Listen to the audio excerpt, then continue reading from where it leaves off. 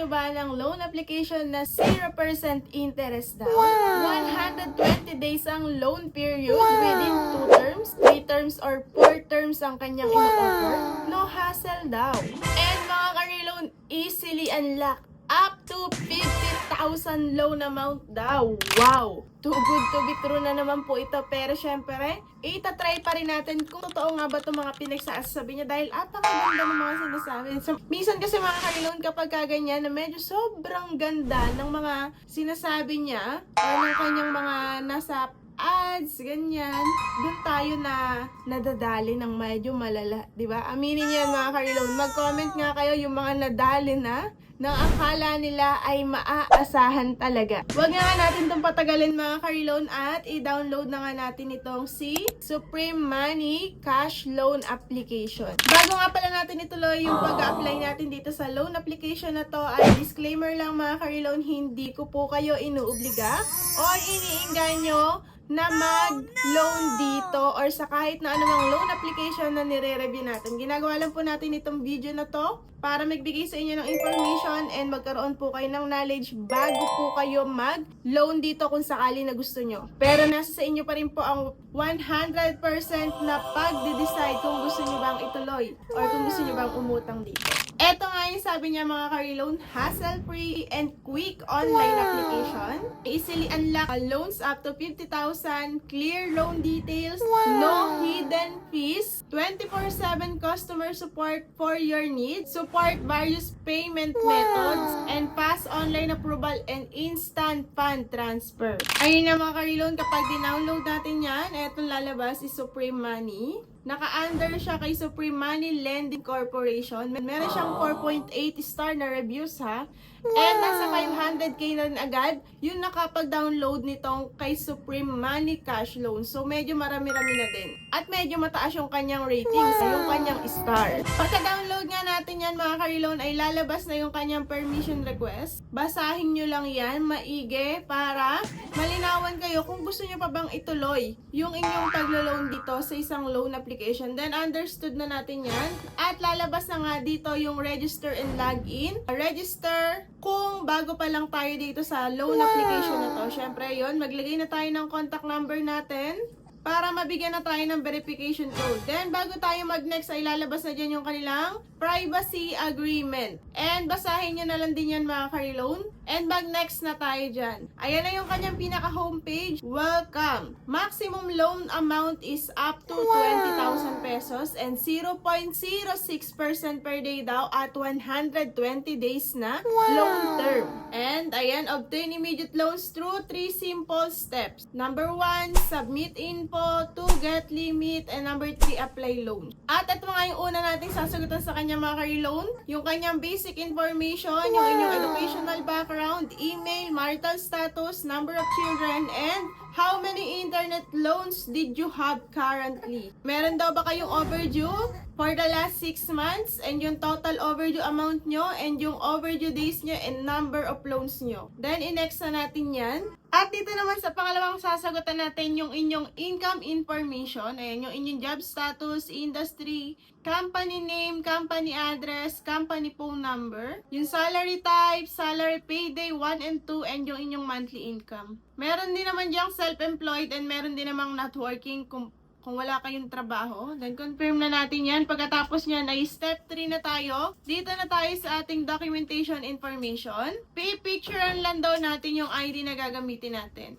National ID lang yung ginamit natin dyan. Then, lalagay na rin dyan kusa yung ating ID number, yung ating gender, birthday. Then, next na natin yan. Pagkasunod nga yan ay magkakaroon na tayo ng face shot o yung facial recognition. At yung pang-apat na sasagutan natin dito ay yung contact verification. So, dito sa contact verification na to ay 3 yung kanyang hihingin. Nagdadirect ito sa inyong contact list. Kaya kailangan kapag maglalagay kayo dito ay yung nakasave sa inyong cellphone. And pang-5 yung ating receipt information, yung pangalan ninyo, last name and yung middle name, at saka yung transfer method. Sa transfer method, pwedeng e-wallet or pwedeng bank card. Kapag e-wallet ay GCash, GrabPay at saka PayMaya. Then, ayun na, congratulations. You have finished all the certifications. We have curated an exceptional product portfolio with a 90% approval rate. So 90% daw ang rate natin na ma-approve tayo dito and mag-apply na nga tayo dyan. Ayan yung kanyang lumabas, 1.5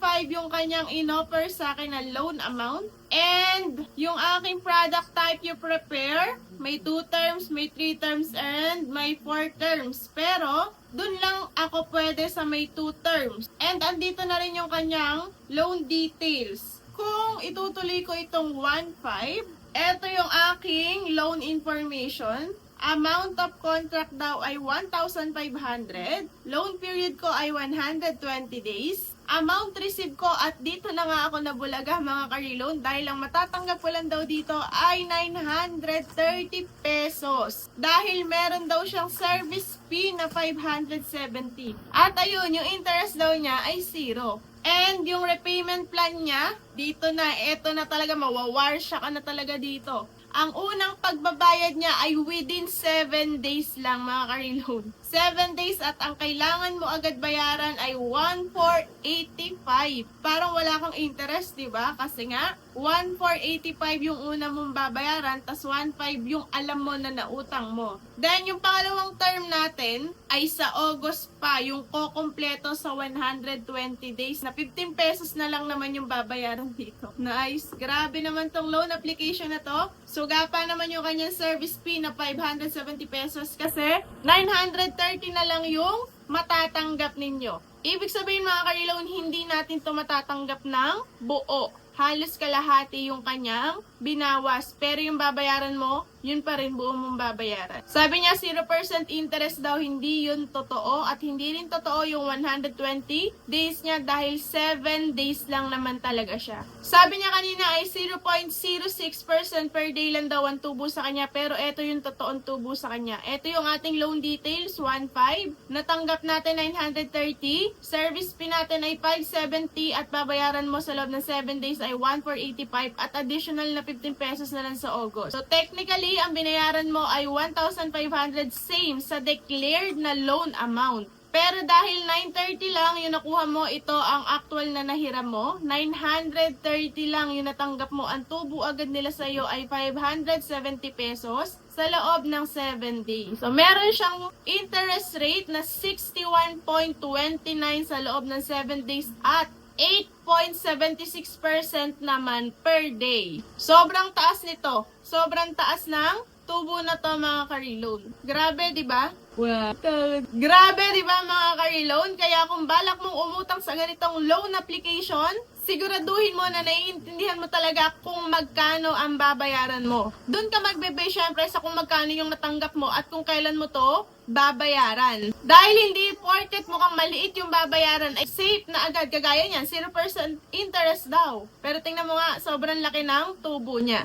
Mga ka-reloan, always read the details at mag-ingat sa mga hidden charges. Laging tandaan na hindi lahat na mabilis mag-approve ay laging safe. Pagkatapos ko mag-apply dito mga ka-reloan, syempre nagbasa-basa na rin ako ng mga review tungkol sa kanya. Then, sa mismong application niya, panay 5-star siya doon at magaganda yung comment sa kanya. Siguro naman ay mga agent niya lang yung nagre-rate sa kanya doon. Kaya panay good ang sinasabi. Pero, nung nagtingin-tingin ako sa Facebook ng mga review tungkol sa kanya, nakakagulat. Sabi dito nung nag-post, sino na daw nakatry kay Supreme Money Loan App? Totoo bang nagpo-post sila sa FB? Grabe sila mangharas, Diyos ko. Bukas pa due date ko pero dapat daw today before 11 masettle ko na. Saan naman ako kukuha ng pambayad ngayon?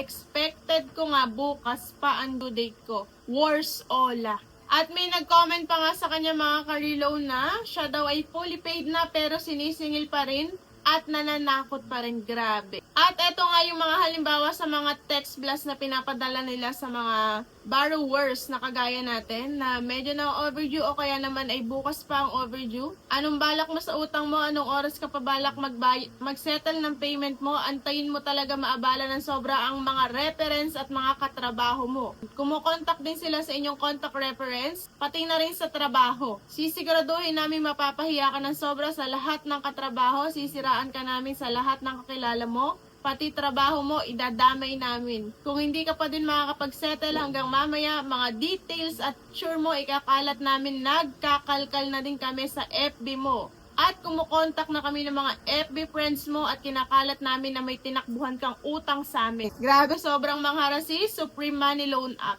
Anyway mga ka-reloan, tiningnan ko nga siya sa SEC at naka-registered naman siya, naka-under nga siya kay Supreme Money Loan. Kasi may nabasa ako na hindi daw to totoo, pero wala namang ibang nakitang account na Supreme Money Loan Cash. Siya lang. May nagtanong dito paano daw utang kay Supreme Money Loan, hindi daw niya kasi alam. Pero may nag-comment sa kanya na nakapag-download siya sa Play Store noon, wala pa daw siyang ideya sa mga modus nila, na kapag may apply na access na nila lahat. Nag-lock nga ng profile pero di ko gets kung ba't nakuha nila username ko sa FB at di ko naman binigay yun. Tapos eto pa, once lang daw nag-loan sa kanila tapos hindi na siya umulit pero ini-insist pa rin daw na meron pa rin siyang utang. Ayun pa na ganun yung kanyang comment. Bukas pa yung overdue nila pero ngayon pa lang ay hinaharas na sila ng bonggang-bongga. Tapos meron din dito na nakapag-loan daw. Yung boyfriend niya ng 800 yung na-loan niya tapos di pa naman due date. Kung makapagbanta daw, kala mo nakuha na ang 800 ng buo. And F495 lang naman yung nakuha nila sa loan. And ayun nga mga ka-reloan, hindi ko nga maire-recommend itong si Supreme Money. Nakita nyo naman. Baka naman binabalak nyong mag-loan dito sa loan application na to. Nako, magdalawang isip kayo mga ka-reloan. Pero disclaimer lang ulit, bahala po kayo kung gusto nyong tumuloy dito o hindi. Basta ako na ipakita ko na sa inyo yung kanyang process, yung kanyang loan details, at yung mga reviews or yung feedbacks tungkol sa kanya. Yun lang mga ka-reloan. Maraming salamat sa panonood and keep on watching kasi baka mapili ka na ng spotlight natin at makatanggap ka ng 100 pesos sa iyong GCash. Kapag nakita mo na pinlash ko na dito yung pangalan mo, mag-PM ka na sa page ko. Kung nagustuhan nyo ang video natin ngayon mga ka-reloan, i-like nyo na yan. Mag-comment na rin kayo na experience nyo dito kay Supreme Money Loan na parang bago pa naman. And mag-comment na rin kayo kung ano pang loan application yung gusto nyong i-review natin sa susunod na video natin. And mag-subscribe na rin kayo, hit the notification bell para ma-notify kayo tuwing mag-a-upload tayo. Yun lang mga ka-reloan. God bless you all. Sana ay ahon na tayong lahat sa pagkakautang natin and iwasan natin yung tapal-tapal system. Yun lang.